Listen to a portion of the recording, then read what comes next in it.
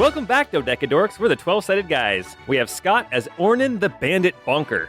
At your service. Sabrina as Sylvie the Rock Releaser. Oh, hello. Thanks for that, Sylvie. It turned out fine. Everything's fine.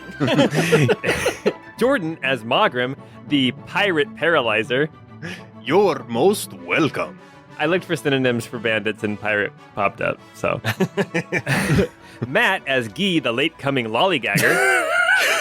Ouch. I was running as fast as I can, and that's my name. Don't wear it out.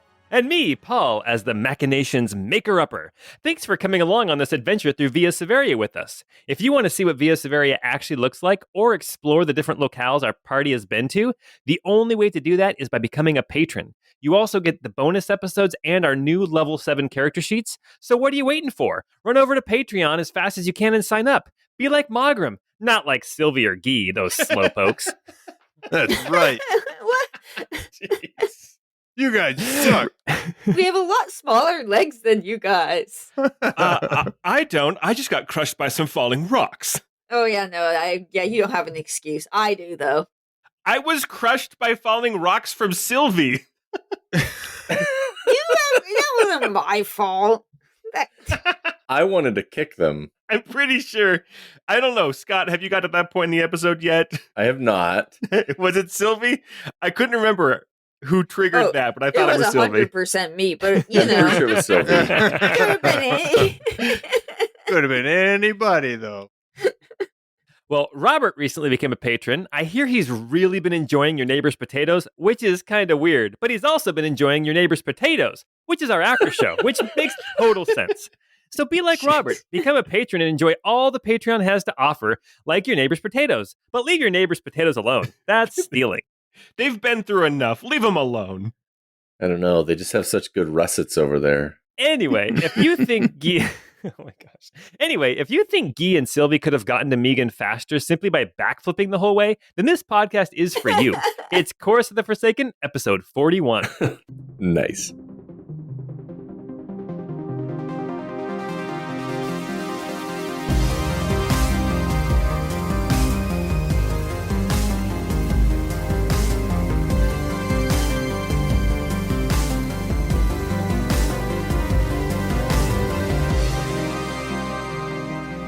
I don't know why we're getting so much shade. Waddling behind. Well, to be fair, that was what do you guys know what that reference is?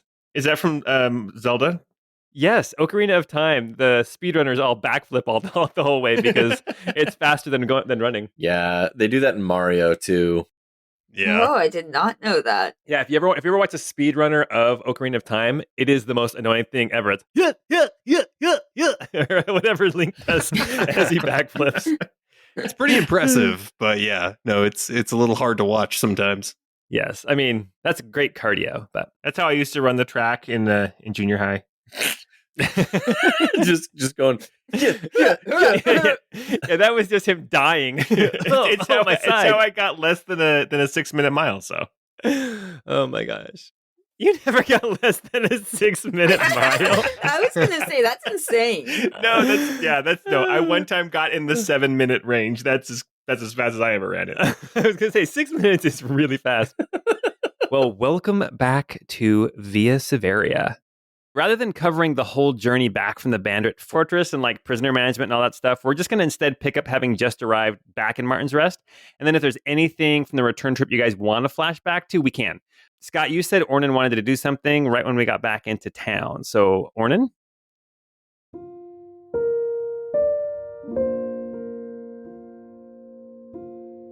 Gemma, it's been a few weeks since my last letter. I left Redlum after a series of wild events, taking down a thieves' guild, freeing a young woman from the Inquisition. My companions and I are pursuing these shared dreams toward Cloudvina in Pythria, where we might find the Kenku bubbles, or maybe even Jib-Jab.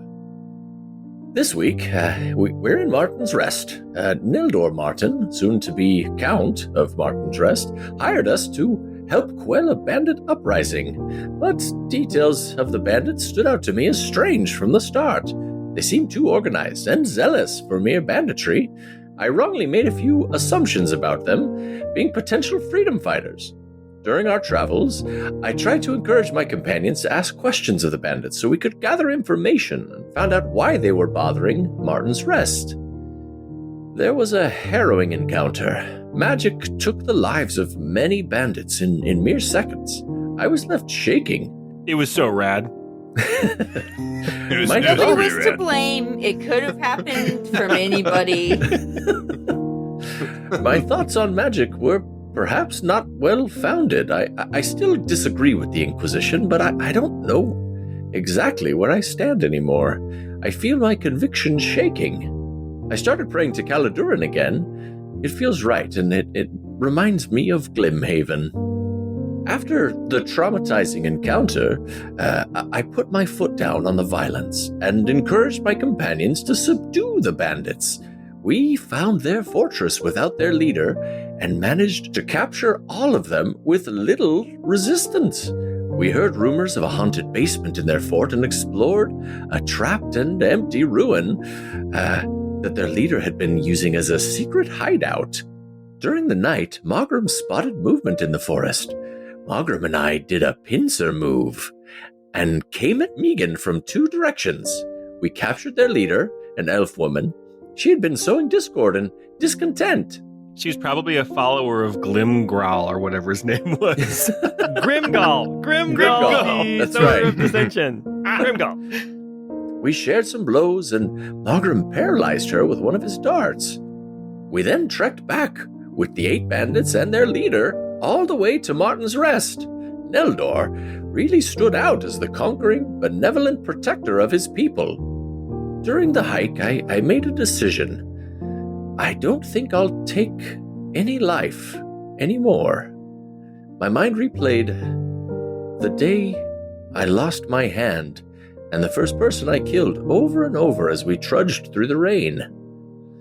Coram had me tied up, and Kino was trying to convince her that I wasn't a threat to the Inquisition. My left arm had turned necrotic after the latest round of tattoos. I later learned that they infused the ink with some sort of anti-magic flowers. Whatever Ethos is, and wherever I get my magic, it did not mix well with the ink. Kino and Coram came to blows, and while she was distracted, I cut the bonds, and we killed her. We killed Coram Roxel.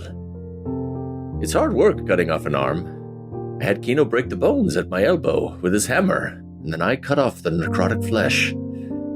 This was that year that I returned to Glimhaven for a summer, when we stayed with you and your father. From the militia to the Inquisition, and now this adventure, death seems to follow me. But from today on, I will not end a life again. I intend to sell all my weapons and commission a new hammer of sorts. I've enclosed another lockbox of money for you and Kino. I'm desperate for news of the two of you, but I don't have the means to get a message back from you yet. Wishing I was closer, Ornan Opalbleacher.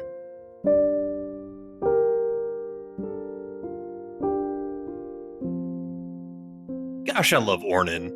Yeah, trigger warning. I'm still throwing up over here about the description of cutting off your own arm. Yeah, that's You rough. gotta break the bones at the elbow first. That was brutal, man.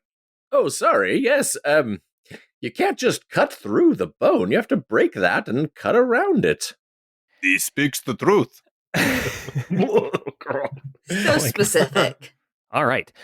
Well, here we are in Martin's Rest. I imagine it was quite the trek back from the bandit fortress with all of your captives. So anyone listening, no, you did not miss an episode. As you guys arrive back in Martin's Rest, I want to do something a little different. I want to talk about what happened in the bandit fortress and along the walk back to the city, and we'll get a little bit of flashbacks from each of you of what you think important may have happened during that time. One thing I do want to set the stage for all of you is it is still pouring down rain. The path is soggy and muddy. Puddles are everywhere. You cannot stay dry. It is a miserable, miserable hike. So listening back through the episodes, then there was one item we didn't ever actually look at, which was the scroll case. Beautiful. Yeah, Sylvia will definitely want to investigate that. Yes. As you guys are preparing, I guess, in the morning to take off, as you guys have gotten the bandits all tied up and ready to go for this long trek, you go back through some of the things that you had found, and you realize that you never looked at the scroll case that was in Megan's chest. As you open it up, I want you to make actually, scratch that. You can cast this spell, so you can read it. As you open it up, you see that there is a scroll of Glyph of Warding. So you can add that to your spellbook. It is a level 3 spell. And we've seen that in action with all of the crates and stakes and things at the entrance to the basement. Yes, exactly. So cool thing about that spell is you can choose what kind of damage it delivers. So you can choose acid, cold, fire, lightning, or thunder. Sick. And it's 5d8 damage. All right. Hell yeah. Ooh, 5d8, not bad. You can make great. Sylvie can now make magical traps. I don't see how this could ever go poorly. Honestly, seems like a lot more people are going to get what's coming to them. Oh, gosh, I love that. You know, I can probably go. Okay. Before we take off from the fortress, Mogram heads back down into the basement area to where that luck stone was, and wants to do some dispelling and trying to acquire it. Yeah, this is now the third time that we have been down in this chamber, but this is that last room in the basement of the fortress. The room that was kind of split into thirds. The top third had the shrine to Timora, the goddess of good luck. The central area had the pillar of stone that went up to the ceiling with the ladder. That was the exit. That's also where you found Megan's chest. You found her campfire. And then the south side was another place, another raised up section that looked like it was more dressed stone. And there was this, I realized a better word to describe it, a basin. There was like an altar that the top was a basin. And in that cup-shaped basin, there was this glowing half dome of like this blue energy that you had determined was a barrier. It blocked out physical contact as well as magic. And as you peered through it, you saw that there was a stone, a perfect skipping rock with a rune on it that you determined was probably a stone of good luck, considering that Timora was apparently the subject or the focus of this room at one time. So the spell over the top of the basin just needed to be dispelled, and then potentially you could have a stone of good luck. Perfect. So Mogram approaches this basin and reaches into his inner coat pocket and pulls out this flask that he had used not too long ago that he had poured into Ornan's mouth. Oh, God. He kind of looks at this dark black liquid that's kind of swirling around in this glass flask and kind of swirls it in his hand and then uncorks the top. This is a distilled lotus. This should hopefully work. And he starts to sprinkle it over the magical barrier that's on top of it. And as this liquid starts to interact with it, it actually begins to kind of dissipate and dissolve the magic that is around it, essentially dispelling the effect. I'm so glad you explained that was distilled lotus, because I was going to ask, whose urine is that? And they need to see a doctor stat. Hey, why did you pour it in my mouth?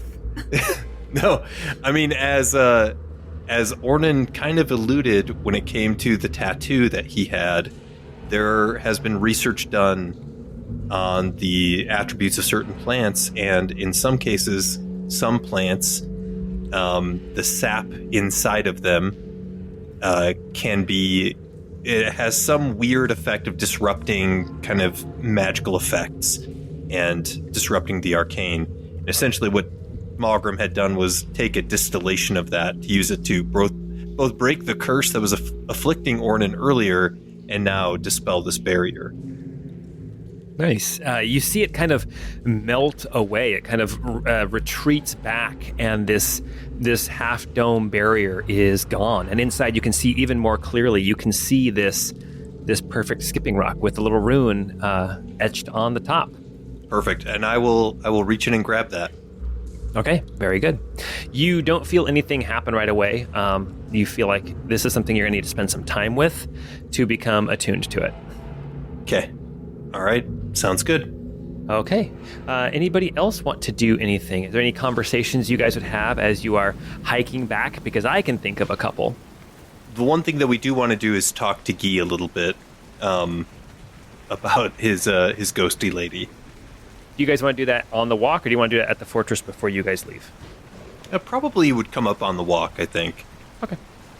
In preparing to leave the fortress, everybody has now since woken up. Some are in worse shape than others. As we talked about a couple episodes ago, if you get knocked out for any stretch of time, then your brain has been damaged. So you have people who are limping, people who are in worse shape than others. You tie everyone up hands to the person next to them. So they are all tied up. You tie a rope around their wrists and around their waists. So there is like a long line of captives. Like the raccoons on Robin Hood by Disney. Exactly. Not nearly as cute, though, I bet. Not nearly as cute, no. Maugrim would also, just so you know, he has experience with this, and he would know that you also would cover the heads of every other prisoner because it inhibits their ability to coordinate. Oh, very good, very good. One thing, Neldor kind of helps to take charge of this as well. Megan, being a very adept warrior, the most dangerous person of the bunch, before she wakes up, she is bound hand and foot. She is gagged, and she is put in a crate. The crate is then hoisted up onto the shoulders of 4 of these captives that you have, the 4 who are in the best shape, the ones that are able to handle this weight, and they are going to carry her back to Martin's Rest to keep her from trying to break free. So you are carrying this crate full of Megan. What's Neldor up to? Neldor is kind of marching along with everybody. On this trip, he was walking along and kind of posing heroically. He's like, this is his victory lap. He's just like, he's constantly posing for his portrait. They're trying to figure out what would look best. You know, how about He's you like guys the all make... prince in Robin Hood. Why don't you guys all make insight checks? Morning got a nat 1 for 4. Guy got a 12. Sylvie got an 8. Ooh, Maugrim got a nat 20 for a 27. Ooh. So insightful. I mean, everybody sees that Neldor is still kind of all business, except for Maugrim. Maugrim, you do see a smile like creep onto his face. You can see that you can see the wheels turning behind his eyes as he is kind of planning ahead and daydreaming about what this is going to be like when he shows up in Martin's Rest with all of these captives. But for everybody else, he's doing a pretty good job of hiding that and still trying to be all business. So as you guys were walking, because remember you guys were already back in Martin's Rest, he would go from the front of the line to the back of the line, just making sure everyone was still in line. He had his spear out, so if he needed to like bump somebody with the butt of his spear to get them moving again, he would do that. But he was not overly aggressive in any way during the march back to Martin's Rest. Got it. Yeah, I mean, I don't know that I would necessarily report on that to anybody, but I mean, it definitely says something about his character. I think in his mind, he's done it. The job is done. Now he's just kind of gloating about it in a way. And honestly, that's what Guy assumed he was doing anyway, because that's what Guy would do in that situation. Not gonna lie, that's what I would do in that situation probably too. I mean, I think we know who the real hero is. Probably the one that cast the fireball. Okay, so there were some conversations. Speaking of fireball, Sylvie, as you guys were walking, you guys have been going for a little bit. At one point, Sylvie, you find yourself next to Annalise. And Annalise says, Sylvie, I'm glad that I was able to talk with you, that we have this moment, just the two of us. I was hoping to talk about how you're feeling after all of the events of this trip.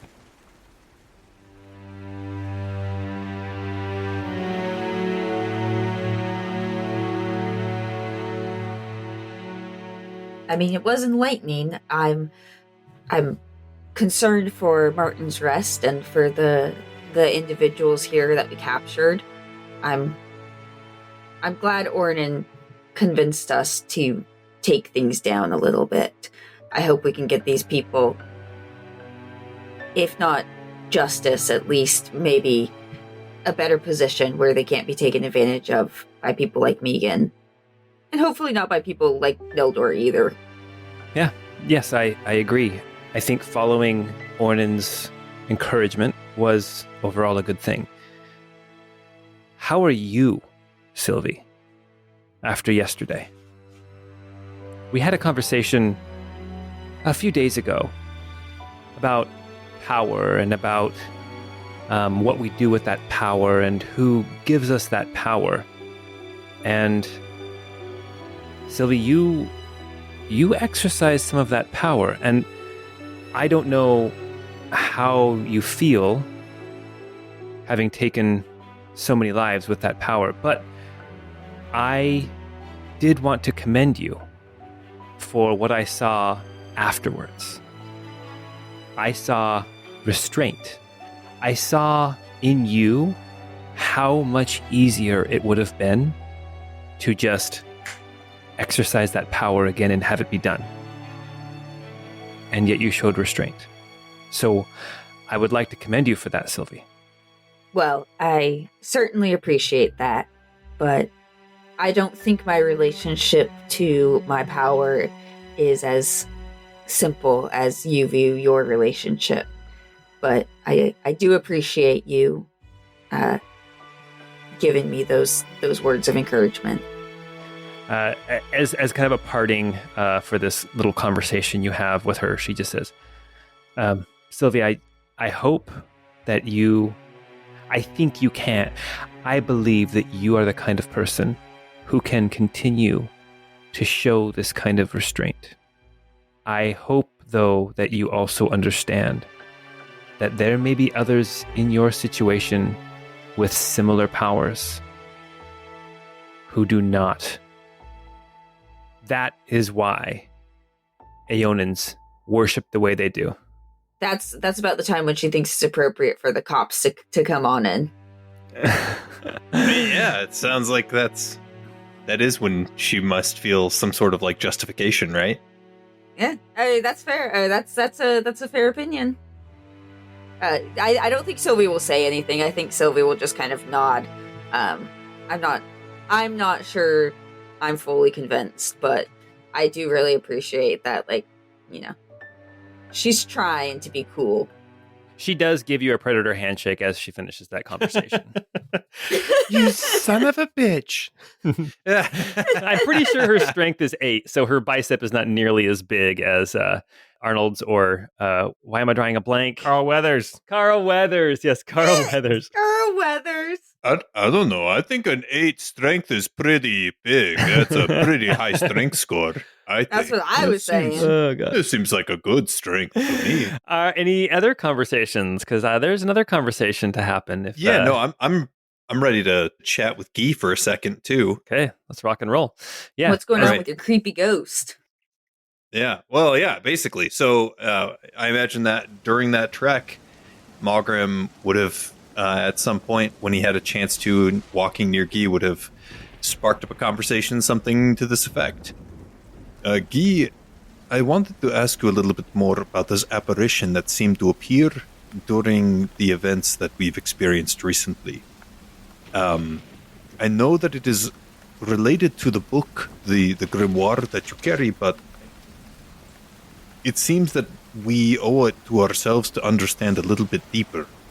Do you have any other insight as to what that is related to or what causes its appearance?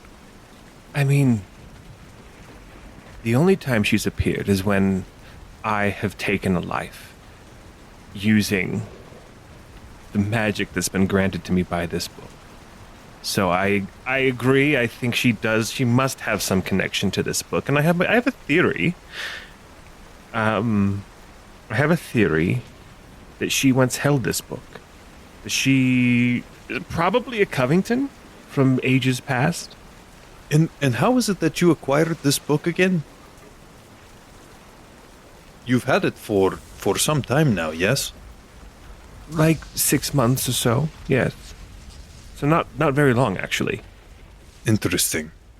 I was in the process of trying to ferry someone. This is actually when I stopped using the name Wilhelm Lionstorm. I was making arrangements to get a woman and her children out of town, Fisher's Landing, and she didn't show.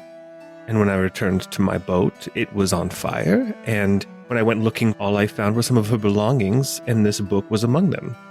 As were these gloves, and I'll show the gloves that I'm wearing. Interesting. You have witnessed in the instance with Ornan what a cursed item would look like. I have not necessarily felt or deduced that there is anything like a curse associated with this grimoire. But what is your feelings? That's a good question. It's, as far as the woman is concerned, I feel it's pretty obvious she has something she wants to communicate to me, and I feel like I need to know. I need to figure it out. I just don't know how to talk with her. You know, there are means to be able to converse with those who have passed on.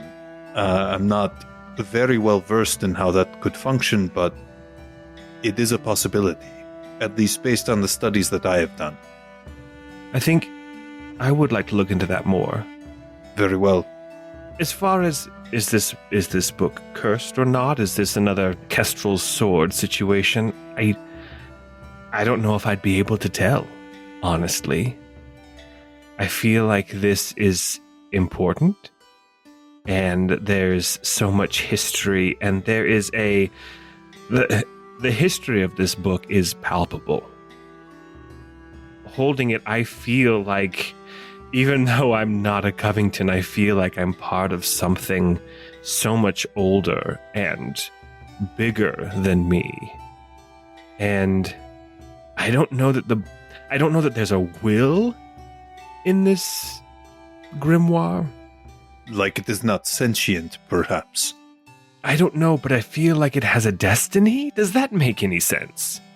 There's a lot in this world that does not make perfect sense. So, I'm fine with this.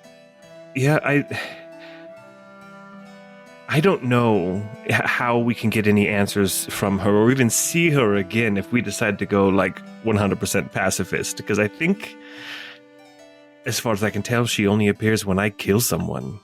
Yes. And it's not that I want to go around killing anybody either, but I feel like there's something she needs to say. I have, after leaving the Krahanest, I became an acolyte of Kelemvor. I had obtained a research notebook from somebody that was dear to me, and learned more about Kelemvor as a result of that. And a large part of the teachings of Kelemvor, or a large part of what his acolytes strive to do, is to confront undeath when it enters into this plane. There is something about this apparition that borders on the undeath, which is unsettling to me, and yet at the same time there is something else. And so I agree with you that perhaps there is something more that we should do to research this. With your permission, I would like to prepare if I can, or see what I can do to learn if there is a way to converse with this apparition, if it is possible. As long as I'm involved. I think you would have to be. I don't want you going behind my back and talking to my girl. Well, I don't know enough about the situation or the arcane magics that underlie all of this, but it seems that you would have to be involved in whatever it is that we attempt. I would be fine with that, yes. In fact, please, because, like I said, I feel like this book has a destiny, and I don't know what it is, and sometimes I feel like I am treading water with it, and maybe even keeping it from what it's supposed to be, if that makes sense. I mean, this is a powerful artifact. And I'm using it right now to, arrest bandits and to have a dog. A wonderful dog, a cute dog, but still just... He's very cute. Yes. Oh, it's adorable. I feel like maybe I'm wasting it. He's straight up, as you guys are walking, there's this string of prisoners all tied together, and he's just like in between two of them, just grabbing onto that rope, just hanging. He's just dangling as you guys are walking along. He's been doing it for hours. Yeah, he's a wonderful dog, but did that make sense? I feel like I'm maybe keeping it from what it's supposed to be. But not like in a golem kind of way, right? I didn't like take it into the mountains and keep it from the light of the sun and everything. That perhaps it had some purpose in its existence, and you are, using it at this point in time, and perhaps that is not entirely in accordance with why it was created. Maybe. I mean, like I said, it's a family grimoire. It was passed down for generations, and, well, I have done a little bit of communicating with the name Draven Heartwood that I found in this book, and according to him, he does have Covington blood. Interesting.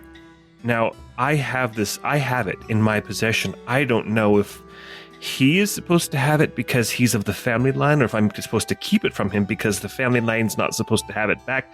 I don't know. So I feel like I'm in a holding pattern. But I would appreciate an attempt to communicate with that woman. Let us see what we can do on that front. It may take some effort, and it may take us speaking with Annalise, because she may also have perhaps some means of being able to kind of cross through the void. Ooh, I do that. I want both of you to make Arcana checks as you guys are discussing this book. Guy rolled a 7. Margrim got a 20. Guy, as you are discussing this book and discussing this family and this spirit that keeps popping up, Margrim, maybe you don't say this to Guy, maybe you would do this all along, but the fact that death is what summons this spectral woman leads you to believe that there is some spell potentially that maybe if this woman was a previous owner of the book, that there is some sort of necromantic spell that she has placed upon this book to allow her to, sort of, quote, come back, right? Which would seem a little on the dark side, I think, to Margrim. So maybe, I don't know if you say that to Guy or not, but that is where your mind would go with the 20 Arcana. That obviously this isn't Guy summoning this person. This is an artifact potentially left over as part of this grimoire. Yeah, I think I would not mention that to Guy. I think I would keep those kind of suspicions more to myself for the time being. But I think if I start to detect that there is a growing necromantic power, or that apparition is trying to exercise some sort of sway or control, I think Margrim may kind of try to stage another intervention type thing and see what we need to do about that grimoire. No, I can quit the grimoire whenever I want. That's what they all say. Precious, my grimoire. Oh, gosh. Well, on that note, there are two more conversations that definitely happen along this walk. We'll come back to one of them, but first off, Ornan, as you're walking along with your natural one insight on Neldor, at one point you are walking and you're kind of walking through some puddles, crossing a little, it's not necessarily a stream, it's more like it's a bloated mud puddle. So, water gets up to the, over the top of your foot, but not into your boot. But you guys are all kind of trudging along. It's kind of miserable going. And Neldor steps up behind you, Ornan, before you kind of realize that he's there. And he's like, Ornan, I'd like to take a second and just talk with you. All right. Ornan, I get the impression that you don't like me. Well, it's not that I don't like you. It's I'm just wary of anyone in a position of power. Fair enough. I feel, though, that the deaths along this trip, I feel that you place them at my feet. That you hold me ultimately responsible. Maybe I'm wrong, but that is the impression that I get. I don't know who else you would hold responsible. Definitely not Sylvie. Are you not responsible for the people in your county? Well, of course I am.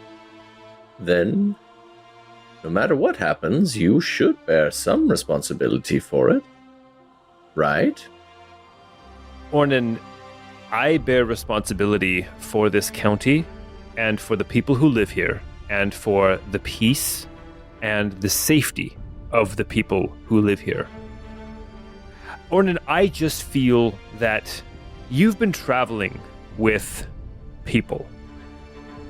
People who are willing to take lives at the drop of a hat. I'm not trying to throw shade on anyone of this group. I will just say this. After deciding to speak and to try to talk our way in, decisions were made that resulted in the deaths of many, many people. And those plans were not mine. Did I go along with them? Yes, I did. But they weren't mine. Ornan, I respect you as a warrior and as a man of principle. I think that you need to look at the company you keep and those you keep close to you before you start laying all of this at my feet, as I feel you have done. I don't lay all of it at your feet. If that makes you feel any better, that's not how I felt about this. I've been a warrior for as long as I can remember, all through my adolescence and early adulthood. I've killed many people, fought in many battles. I'm not unfamiliar with death, but I find it distasteful. Now, you make an excellent point, and it's not lost on me. I don't know that my morals align perfectly with my companions, but it's not morality that brings us together. We are on a quest. Fate, the gods, whatever has brought the four of us together, has brought people from different backgrounds and different beliefs onto the same quest. I recognize that I may act differently than they do, and that's okay. They are their own people, they're adults, I can't control them. But we are bound by fate to work together, at least for a time. Well, then I wish you luck. You and your group. I do have a question for you. Is there a competent blacksmith in town? What are you, like, for weapons? We have farriers and we have blacksmiths who are capable of making tacks and nails, that sort of thing. But for anything more complicated, we have to get those from outside of the city. Well, I have something special in mind that I'm trying to commission. So I'll have to think on it then. I've heard that you are sailing on once you get your boat and leave. You've spoken of Pythria and Cladvina. I think that Cladvina would probably be your best bet. It's a large city. All right. I'm sure you can find what you're looking for there. Perfect. All right. And you guys continue your walk through the mud and through the rain and through the grass. And Elder's trying to bring wedges between Wilhelm and Associates, and the only solution is to fireball him. She's spitting hard facts, guys. Grimgall strikes again. Nice. As you guys are approaching Martin's Rest, in fact, you guys are actually now out of the forest. You guys are in the grass. You can see the wall of the city. Martin's Rest is built right along the river, and as you approach from the north, I want to talk to Megan. she is gagged. She's gagged She's in the in a crate. box. You can talk at her. I'll put her full Rand from If you Wheel guys, of Time. well, here, if you guys, I did. There's like 13 Aes Sedai around, and there's like some warders. Warders are pacing back and forth like lions with their curved swords, with their katanas. We put a monkey in a box. Oh man. Okay. Yes. I do want to ask her questions, but you're right. She's all tied up. You know what? Let's do this. You guys can talk to Megan once you get back into town. Okay. Once you guys get her secured. Okay. All right. That's fair. But as you guys are approaching the city of Martin's Rest, it is built up on a hill on this on the north and the east, and there is this large wooden like palisade wall that stretches from the river all the way around, and it meets back up on the river on the south side. And you can see sticking up over the wall, you can see this massive like temple fortress complex to Helm. You can see a much smaller shrine to Aona. You can see the island in the middle of the river. You can see that it is kind of higher than the rest of the city as well. It's high up above the water. You see these mansions as you approach. You can even pick out which one is the Martins Manor, where Neldor lives with his family. And as you are approaching, Guy, you feel the presence of Annalise next to you. Okay. As she's approaching, I will have said to everybody, "Be on your guard, everyone. According to the letter we saw from Megan, there were sympathizers within the city as well. So they may not take kindly to us bringing in all of their associates." Oh, hey, Annalise. What's up, girl? Yeah, You got very chill right there. That's Yeah. very cool. this conversation that you have with Annalise, I imagine it goes on for a little bit of time. She brings up things that have already been brought up by Magram, this spooky specter woman, and it seems to be necromancy. At one point in the conversation, she does say, "Guy, there are certain things that Aona does not approve of that I personally can overlook." Like premarital sex. Oh, yeah. Aona is cool with that. I can overlook burning people in fire, but not necromancy. Necromancy is the foulest of magics. This specter is... I fear you don't know what you're doing, and you are dabbling in these forbidden, dark, dangerous magics. Can you just, not do it? God, this woman is really trying to yuck her yum. Every time, like I said before, because we had a long conversation up to this point, every time this woman has appeared, it has not been intentional. It's because I have taken a life in the process of defending myself or completing this contract.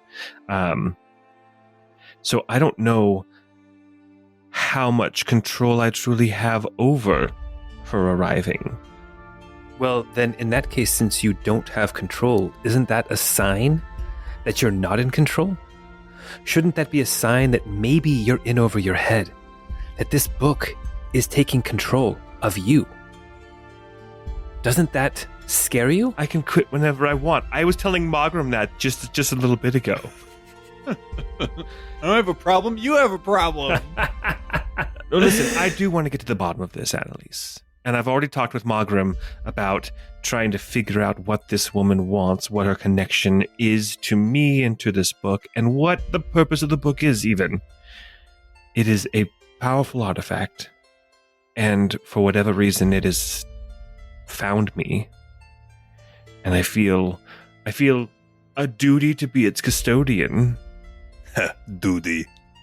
There was a sword. Obligation to be its custodian. There, try that one. Obligation. There was, I was going to say oblongation. That's not very funny. There was there was recently a sword that found another in our group that they felt an obligation to hold on to as well. And that sword now is at the bottom of the river.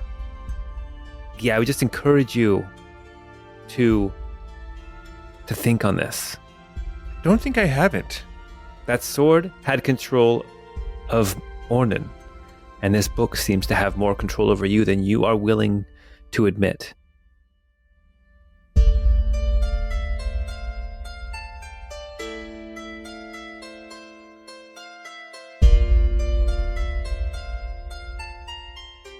I think that the conversation kind of disperses at that point, and we are going to jump into real time as you approach the city gates of Martin's Rest. You move past a couple of these smaller little homes that are built outside of the wall, just a few of them. You know, there's a stable out here. There's a tanner. There's some of the things that people don't want in the city that stink so bad, like the tanning of hides. There's an herbalist out here as well. And as you move further into the city, you see that the cobblestones start. The stones are slick with rain. As you move into the city... can I just say really quick, good job. Good, like, this is the first campaign I've ever played in where there's been a warlock that has been warlock shamed. I feel like the warlock class should have a little bit more consequence behind it. Thank you for shaming me for choosing warlock. You know, that's a very, very well said, actually. You should feel a little bit. I mean, it's a little bit of an ickier power source. You know, I'm thinking back to the Crystal Codex when it's like, oh yeah, by the way, my sword skill can call back specters. It's just what we do. We handwaved so much there. What? It was cool. No, I mean, we this is maybe a conversation for Neighbors Potatoes, but we handwaved a lot of that stuff with Crystal Codex because that feel was more 90s video game. This is supposed to be more of a darker, more realistic, more, the tone is a little different this campaign than our last campaign. Okay, as you move into the city, you can see that some of these militiamen and women are moving around the city, and they spot you approaching. They call down to Neldor from the tower as you guys come into the city, and Neldor says, "We've been victorious! We have their leader! We've captured the bandits!" And then some of the guards come down off the walls. People start to gather around as you are marching through the city. You have this string of bandits with, every other bandit has a bag over their head. 4 of them are carrying this massive crate on their shoulders. And you wander through the city until you get to a kind of a squat stone building. The building has small windows, and as you look at it, you realize that there's even a couple of bars in each of these windows. Must be some kind of cell. The door to get into this building is sturdy and bound with iron. There are more of these militiamen, these town guards that are standing out in front of there.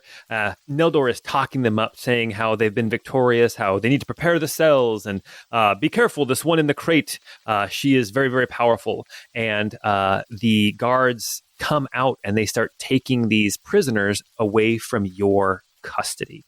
And Neldor is just kind of standing there. He's got his arms folded. He does cut quite the dashing figure. You could see his pose in a portrait potentially, but not overly ridiculous. But he is standing there. He does look quite the leader. He happens to be actually sitting on a horse right now that's rearing up. Exactly. Yes. So as these bandits are taken from you into this constabulary, into this guardhouse, this prison, Neldor turns to you all and he says, "I'm sure that you all would like to clean up and refresh. When you are refreshed, please come find me at the manor, and I will have your reward ready for you." Why do I feel like that is like a little ominous almost?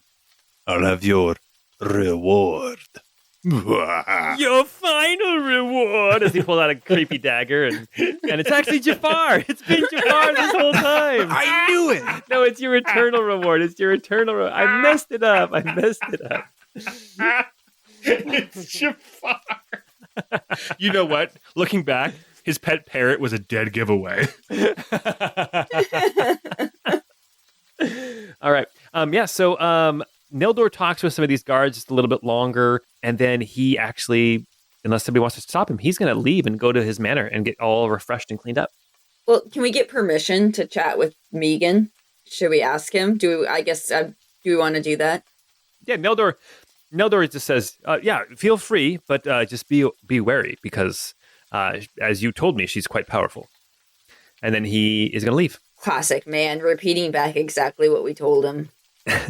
I don't know how powerful she was. She really only did 6 damage to me in 2 rounds. Let's not talk about that.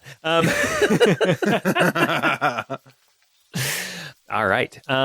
So what do you guys want to do? You are now here in Martin's Rest. The rain has let up just a little bit. It's not as torrential. It's more like just kind of a drizzle at this point, but everything is so wet and slick. These cobblestones are slippery.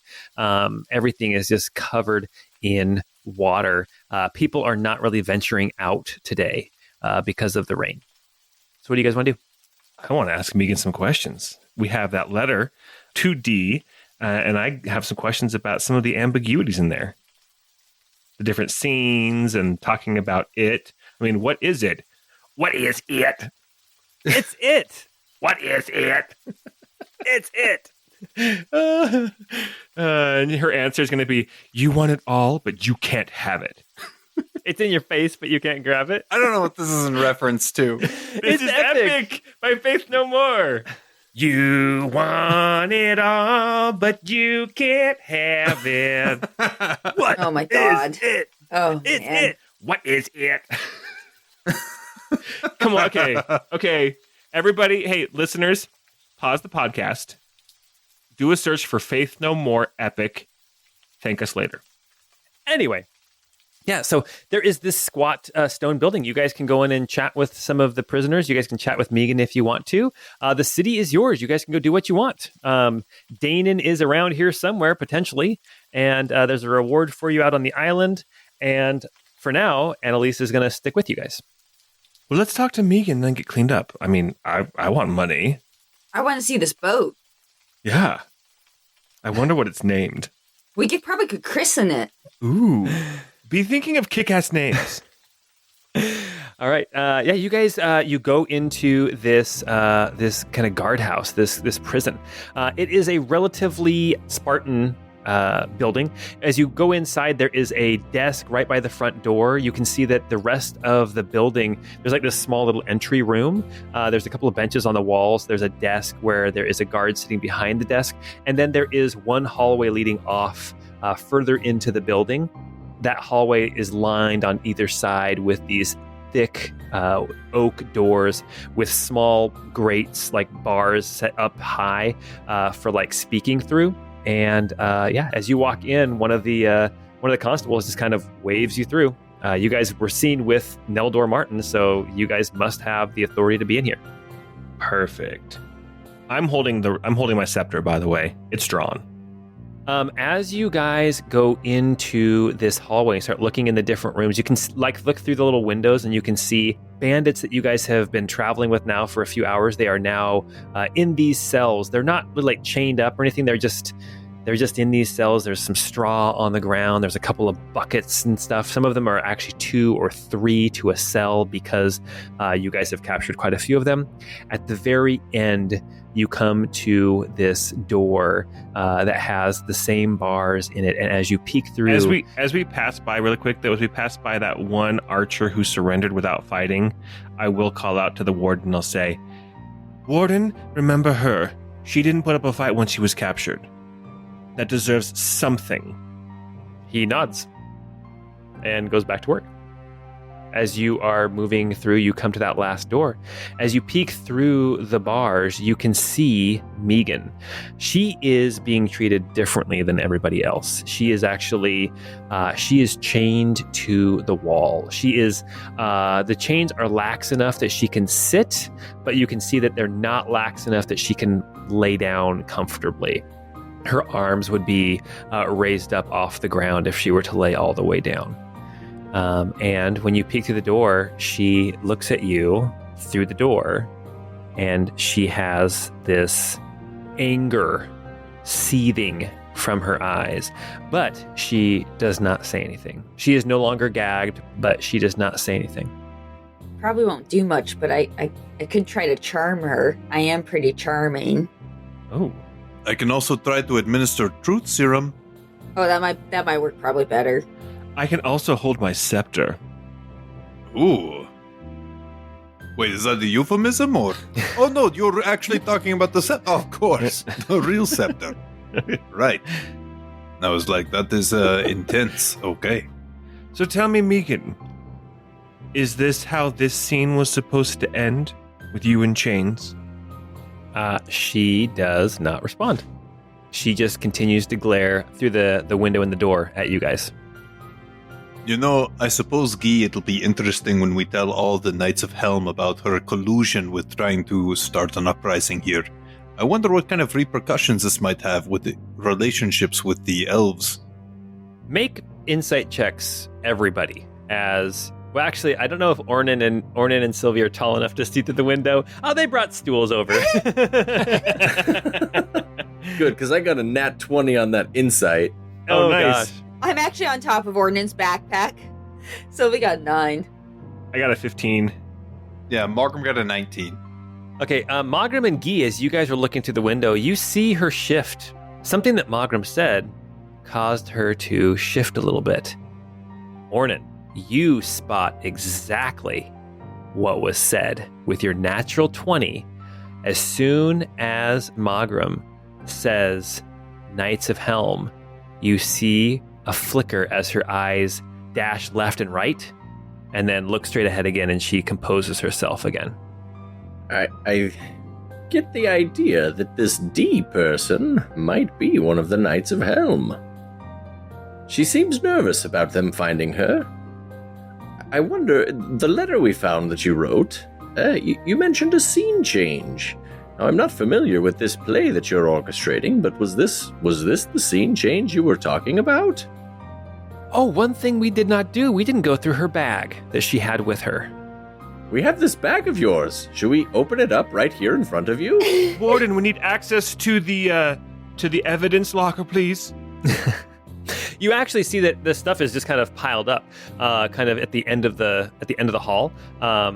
There is a bag that you recognize from her. As you guys kind of looked through it earlier, and it didn't look like there was anything too extravagant in there. You saw like a change of clothes, dark clothes. You saw that there was some rope, and then you also saw that there was what looked like a staff, but it's not a whole staff. It's a staff on one, like for like 3 feet, and then one end is broken, and you can tell that it's broken because it's jagged, and there's actually some like leather wrapping on that end right where the break happens. So that was also in her bag. Pretty cool. What does everybody think? I'm going to start unwrapping that leather on the staff to see what is underneath it. See if there's any like markings on the staff or something magical as opposed to, or indicating an office as opposed to just a weapon. Make an investigation or perception check as you start unwrapping it. That is a 10, which again, according to the Adventure Zone, is the least funny roll. So as you start to unwrap it, you can tell things you can tell, the leather is old. As you start to unwrap it, you can see that the wood underneath is a different color than the rest of the wood from age and from like bleaching of the sun or something like that. This leather has been on here for a very long time. The wood itself does not seem like brittle or aged or like, you know how wood gets frail if it's left out in the elements. Mm-hmm. Nothing like that. It seems as solid as ever. As you're holding it, This would be the kind of staff that you would expect to like be on a sturdy spear or something like that. Okay. Hey, Magram, do you want to hold this broken staff and hold your rod and see if it's magical? Oh, okay. I'll pull out the toning rod and fire that up. All right. You turn on the toning rod and you get a vibration back from this handle. As you are doing this, Ornan, with your natural 20, you see Megan getting very uncomfortable. It's hard to see for other people because she does mask her composure very, very well.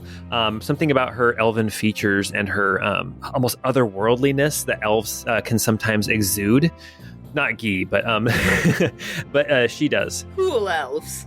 Yes. But Ornan, you see her just shifting a little bit, and you detect with her shifting that she is getting more and more uncomfortable the more they play around with this staff. Magram, as you pull out your toning rod, you do get a vibration off of the staff. The vibration is magic, but it's almost like the residue of magic. Like this at one point was magic, and it being broken is no longer magic. Got it. I'll relay that to them. Do I get any sense of what type of magic maybe was imbued or infused? Yeah, why don't you make an Arcana check or a religion? Okay. I'll let you do either one.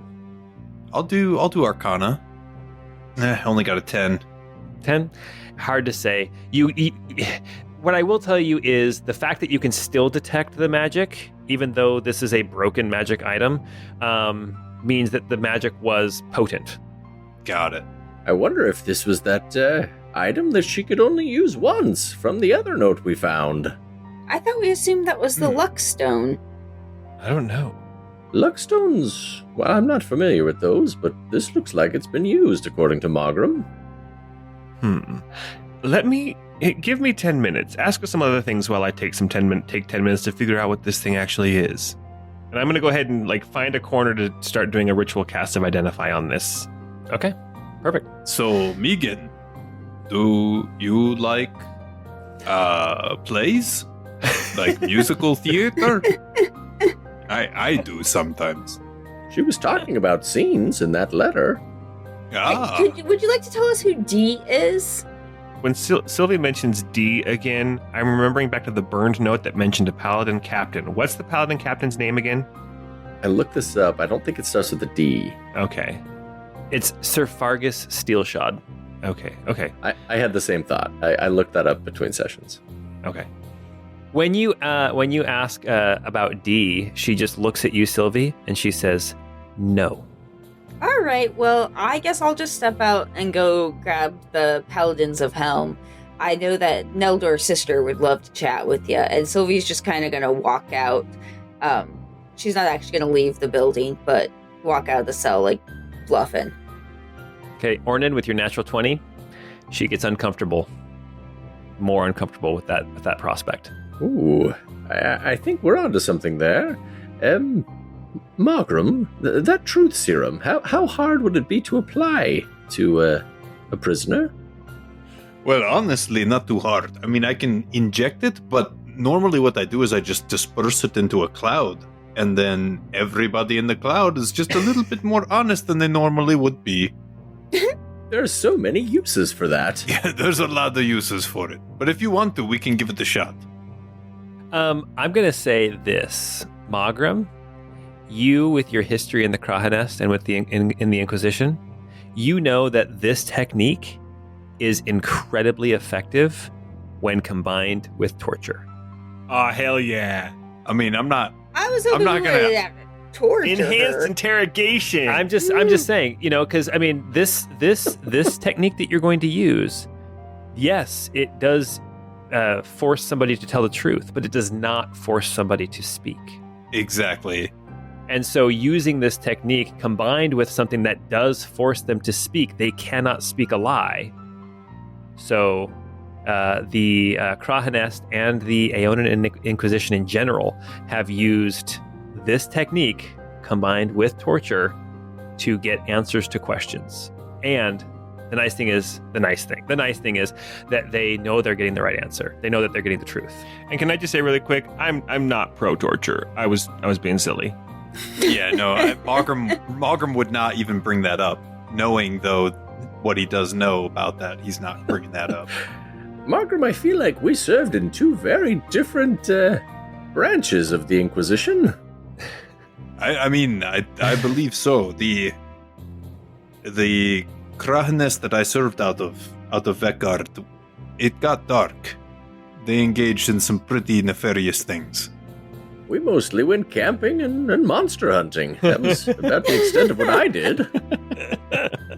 That sounds like something Read Boy each Scouts would other's do. hair. We went camping and we hunted some monsters. That's nice, son. As you guys are having this conversation, Guy, you finish your Identify spell. The Identify spell gives you a little bit of information, but not as much as you would get from having the whole item. This is the staff of a spear of some sort. And what you gather from it is this is an object of historical significance. This is not just a powerful magical item. This is a piece of an artifact, like a one-of-a-kind something. Like a piece, like because it's broken, or like because there's more parts of like the artifact in general? You've got a piece of something that when it was all together was incredibly powerful, incredibly important. We found the Lance of Longinus. I know, that's what I was thinking. Is that the spear that poked Jesus? I mean, sure. If you want to put it that way, yep. Hey, Ornan, just go ahead and put this in your bag. This is important. All right, in you go. We're stealing evidence. The Warren's just like, well, they came in with Noldor, so whatever. It's a broken stick with some leather on it. It was just... All right, anything else you guys want to talk to Megan about? Are you going to try the... Because she's been so forthcoming with information. The only thing she has said is no, and yet you have still managed to gather information from her. I can try charming her. I mean, it might be a little bit difficult. Allow me to ask just one thing of her. Megan, you are not comfortable with us going to the Knights of Hell. But I'll tell you what, if you don't speak to us, that's exactly what we are going to do. So why don't you save us the trouble and just tell us what is going on? You see her take a deep breath. And then she just says, so be it. That's it? Okay. What do we want to ask her? I think we can ask her anything we need to. Wait, no, I think she was responding, so be it, to saying, yeah, bring on the Knights of Helm. Oh. She nods at that. Yes, that's what I was saying. Wait, then I will again, holding this scepter, I will look at her and I'll say, it would be a lot better for you if you just answered our questions. And that would be an intimidation attempt. Go ahead. Make an intimidation check. It's going to be a high difficulty. Come on. Ooh, a 22. A 22. You see that she kind of shrinks back. She thinks about it for a second, and then she says, go check on the Knights of Helm if you must. But I wish you would have just killed me at the fortress. All right, everyone, I think we're done here. Okie dokie. Should we maybe go actually grab those Knights of Helm and see if they can get any more information out of her? I'm sure they will, but at this point, it's not really our business. We did our job, right? This is Martin's Rest business. We were deputies, we brought in the criminals, and we're going to get paid, and then we can go.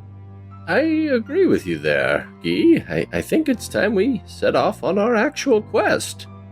Although I do want to ask the Knights of Helm about a broken spear.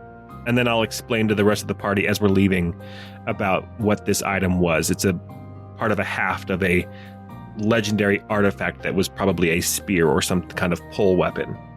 Interesting. You guys start making your way Where are you guys going?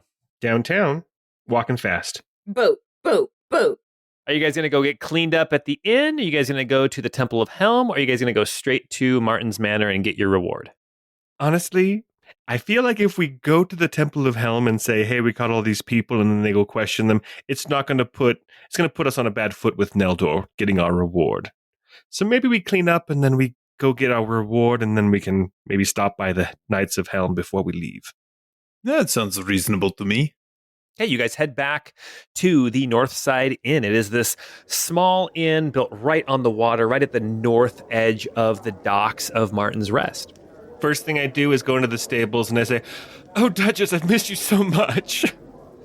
Danon is in there, actually. As you go in, you see that there are these two ponies that are just like prancing around and just playing and having a great time. And as you go to talk to Duchess, one of the ponies turns back into Danon. That's awesome. She's like, and Stormhoof is still here, I see, I guess. Still. That's, I guess, a thing. All right. yeah. She's like, you didn't see that. All right. So you guys are gonna get all cleaned up then. A bath is prepared for you guys. You guys can take turns taking a bath, getting all cleaned up, changing some of your clothes, getting dry for the first time. What if we don't want to take turns doing our baths? I was just gonna ask that. Yeah, what's the deal? In Crystal Codex, all the baths were communal. So you're not that was only in Almar, and you guys are not in a city where like communal baths is a thing. If you guys head further south, like Rovia or Tosca, that's going to be more of a thing. The whole like communal bath type thing. All right, everyone, we have a new destination. Rovia is where the Church of Aona is in charge. Oh, never mind. Technically, I've been trying to think of a name for it. Technically, it's not a barony. It's more of a oligarchy. No, it's not. What is it? Would it be? It'd be a protectorate, I guess. It acts as a barony, but it's a protectorate of the Church of Aona.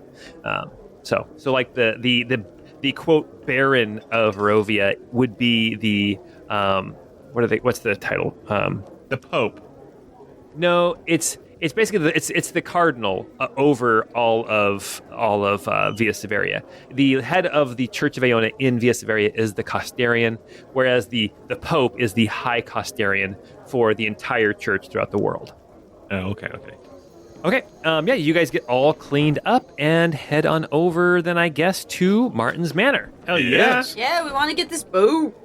All right. As you guys approach Martin's Manor, this time the guards let you right in.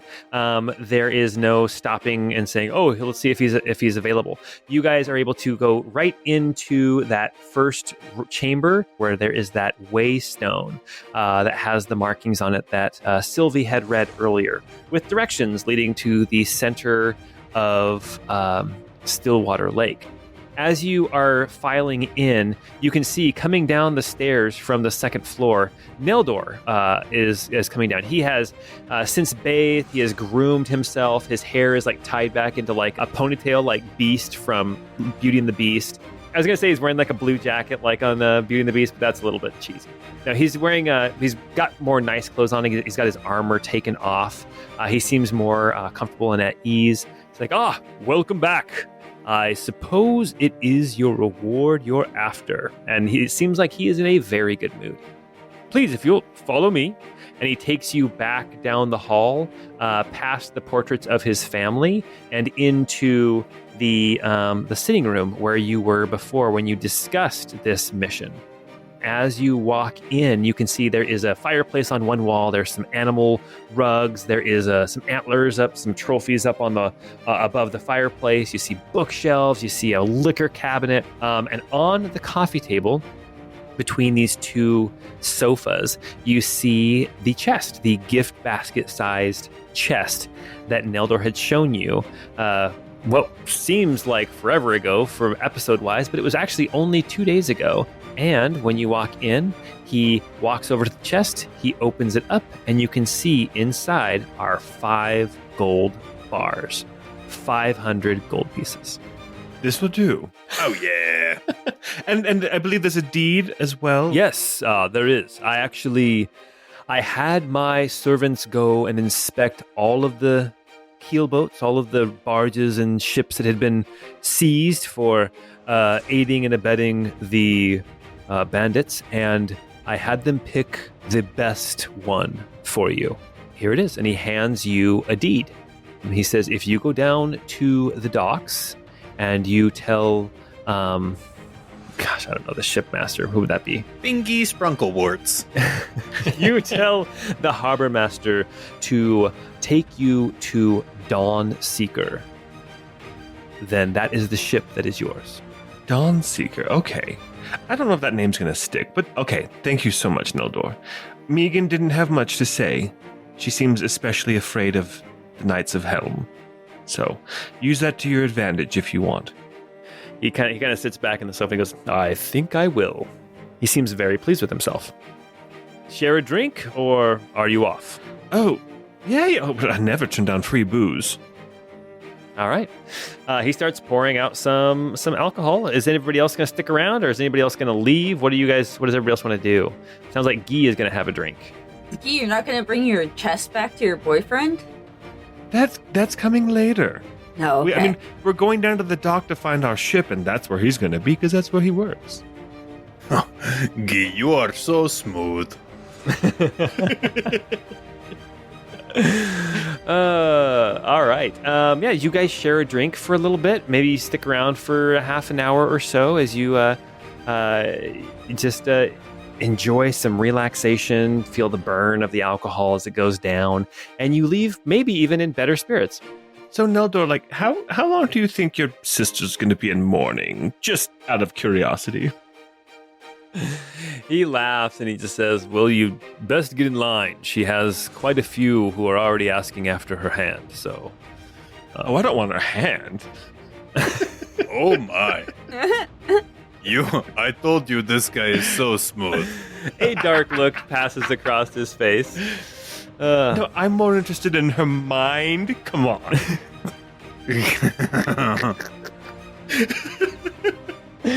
Oh my gosh. Y'all are filthy. Thank you, Neldor. Predator handshake and I'll leave. All right. Anybody else want to say anything to Neldor before you leave? Peace out, Girl Scout. I like your whiskers. I have had a little too much to drink, apparently.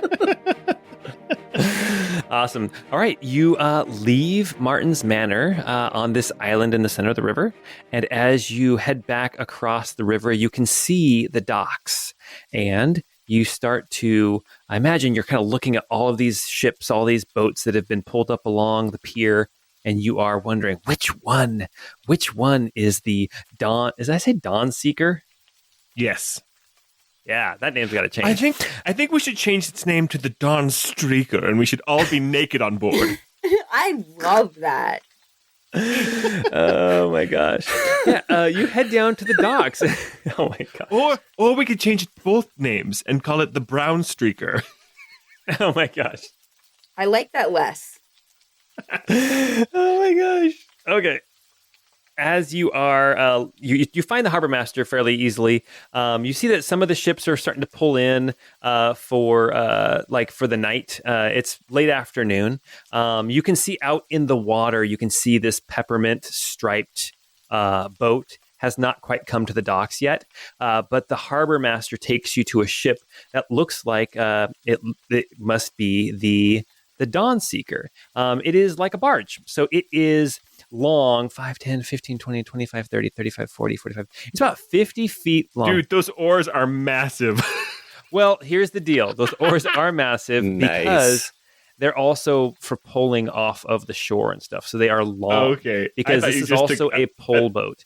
I thought you took a picture. I did just make the oars big. Big. Okay. But it's also because this acts as rudder as well as pole. Guy, you would know, having been on similar boats and ships, that this does not have a helm per se. This boat is pulled along, and if you were to raise the sail, you kind of steer it with one of these massive paddles, rudders, whatever. This is the kind of boat that if you're going with the current, Thank goodness. You're just going to kind of try to keep yourself off of rocks and stuff. You can row it. You can pull it across the river as well. But this is not like a fancy sailing ship or anything like that. This will get you to Kladvina, and this boat will actually probably do better than a larger ship in some of the swampiness that is coming up once you guys get into Pithria Barony. But let me describe the ship. It's 50 feet long. It's about 16 feet wide at the widest. It comes to a point in the front, and in the back, it has a cabin. It's a small cabin. It's like 10 feet by 15 feet, and there is a mast on this ship. So it looks like it's big enough for everybody. You even have room to bring your horses, but after you get horses and gear and everybody on, it will be full. So to be able to haul anybody else with you or any other gear is going to be much harder. We could leave a horse behind if we need to. Oh, man. You're right. With this boat, we probably don't need cinnamon. Yeah, sure. I guess that one could go. Oh, cinnamon. Nah, we'll bring Cinna. It's okay. There's room. There's room for all the horses. There might be room for more horses. I'm I'm not getting rid of Blood Snoot, so. No, I wouldn't recommend getting rid of that one. That's not even a horse. That's a dog. What do you guys want to do at this point? I guess it depends, Paul. We need to be careful as we get to Whitaker Bend. Mm-hmm. What would be the optimal time of day for us to leave here so that we can avoid having to stop there? So if you leave like at first light, you should be able to get around the bend before dark on the second day. Okay, but like before the sunset thing would potentially make it hard to get. Okay, Yeah. all right. You'd have to get up bright and early though and leave first thing. And that's I'll say that to everybody. There's no point in leaving tonight. We'd hit Whitaker Bend at the wrong time of day, so we should probably leave first thing in the morning. Okay, I think this sounds reasonable. He's only saying that because he wants some time to give this chest back. I have to get my reward. Oh my gosh. So you guys head back into town and go back to the inn. At some point, Guy, Corwin Frostborn, does show up. He is happy to see you. He asks you how everything went. He can see that, you guys have leveled up. You guys are... No, I'm just kidding. He asks you how everything went. He sees that you have his chest. He is so grateful. You guys reconnect, probably have a couple more drinks. What is everybody else doing as Guy is... we know what Guy's doing. Guy's doing Corwin, in case you guys didn't catch that. Oh, gosh. Now that Sylvie finally has some money, she's going to put all that time she spent studying spells to use, and she's going to actually learn her water breathing, so... Woo. Oh, fantastic. Yay! So Sylvie's up in the room, kind of going through her books, just kind of finalizing the last little bit of her arcane. I had them bring up some arcane. water so I could just dunk my head in it a few times just to make sure it's working. Awesome. That's awesome. Awesome. All right. Just breathing your bath water. Oh, gosh. Yeah. Ornan and Magram, what are you guys doing? I think this is when Ornan's writing that letter, and he's also sending a lockbox with 100 gold back to Gemma and Kino. Okay. Awesome. Yeah, you get a Nice. courier all squared away and ready to head back up through Redlam and all the way out over to Baragrad. Are we splitting that gold evenly, by the way, 100 each, including 100 gold for Annalise? Seems fair. Stands to reason. Yeah. Annalise expects it. Yeah. Okay. And Magram, what are you doing? I think probably just going to be doing some research and stuff, buying some reagents and components for kind of refilling all of his different component things that he needs. But other than that, not a whole lot. Okay, awesome. You guys just you wrap up some loose ends and get some more supplies. You get your ship all ready to go for the next day. So you have like some food stock, you have some feed for your horses, that kind of thing. And then you all at some point turn in for the night. Some of you earlier than others. As dawn shines through the windows and the rain has finally ceased, at least for a few hours. You all wake up, you reconvene in the common room, have a quick breakfast, and then take all of your belongings and your horses and riding dogs and snuggle dogs and head down to the docks. You see the Dawn Seeker is there, ready for you to sail off and leave Martin's Rest behind. As you all get on board, you find your spots. The cabin only has 2 beds in it, so a lot of you will be sleeping on the deck or up above the cabin. There's like a platform on top that you can stand on. There's a ladder that leads up to the top of that for better vantage point. There's no crow's nest on the top of the mast or anything like that. But still, you are all aboard the Dawn Seeker. Guy, you know that this kind of ship can be handled with one person, but if you have a second person to help you out, it will go much smoother. But you know that as you're sailing, you're going to be busy. This is going to be, this is what you do. This is what you've done in your past life, but it's work. Yeah, this is work. And so you can expect to be tired at the end of the day. So I will say, though, you guys do notice as Guy's taking control, he's tireless on this boat as well. Like, he could probably go a full 16 hours before he would start to suffer exhaustion. Yes. Wow, what a strong guy. Also, he could... How weirdly specific. He could find a safe place to land the ship as long as there's one that exists without any issue. This guy looks like he's proficient in ships. That's so cool. I would imagine that as you guys are watching Guy get this ship all ready to go, the bravado that he normally has is gone, and it's replaced with just pure competence. Finally, some competence. That is shocking. I think that's what you notice.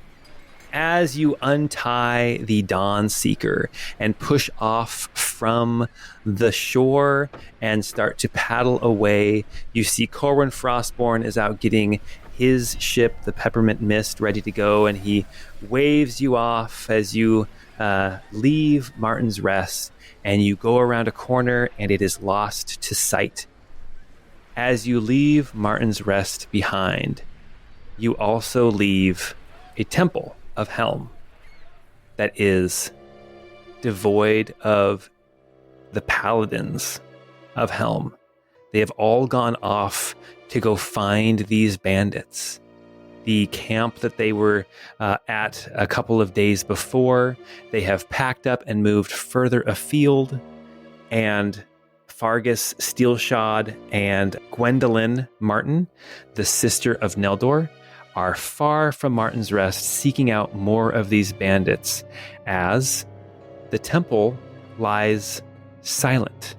The temple has been so silent, in fact, that the head of the orphanage in the complex peeks her head into the temple.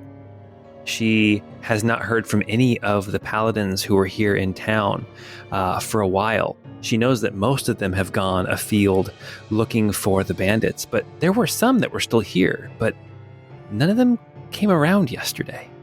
As she moves to the temple, looking left and right at the different alcoves and the different little sanctuaries, she sees emptiness.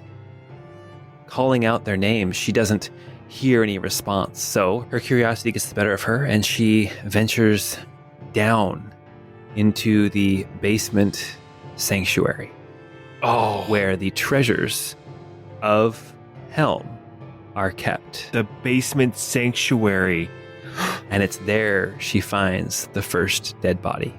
Oh, heck. As Wilhelm and Associates continue to paddle down the river, oblivious to what has just been discovered, a cry goes up in the city of Martin's Rest that the Temple of Helm has been attacked, and 8 paladins lie dead in the basement. But nothing seems to be missing except for one thing. A small shrine behind a locked door. Well, what was previously locked. now is empty. I feel like we did so much good back at Martin's Rest. We left that place in great condition. We really tied up all those loose ends, yeah. I reconnected with a former And- lover. I mean, and we all ended on good terms. And that is where we are end for the night. All right, you I guys. forgot we were going to stop by the Temple of Helm.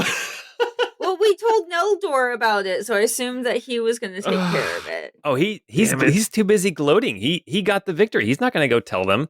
He's going to let them come and find out for themselves. All right, you guys. Well, that was fun, and you have left Martin's Rest behind. Maybe for you. All right, you guys. Well, next time we get together, we're going to see what happens as you venture further on towards Mirloff and eventually on towards Cladvina and Bubbles and Jib Jab. Oh, All right, man. guys. Hey, thanks for playing. Don't forget we have a Patreon. You can go check out all of these maps. You can see the keelboat, the Dawn Seeker, which Matt was like, quick, let's pick out a name. So I just picked a terrible name so that they'd rename it. But for now, nobody has. So it's still called the Dawn Seeker. We have the that. Dawn Streaker. The Dawn Streaker, yes. And we'll see what happens next time when we get together. And until that happens, until we get together next time, we hope you have a great time.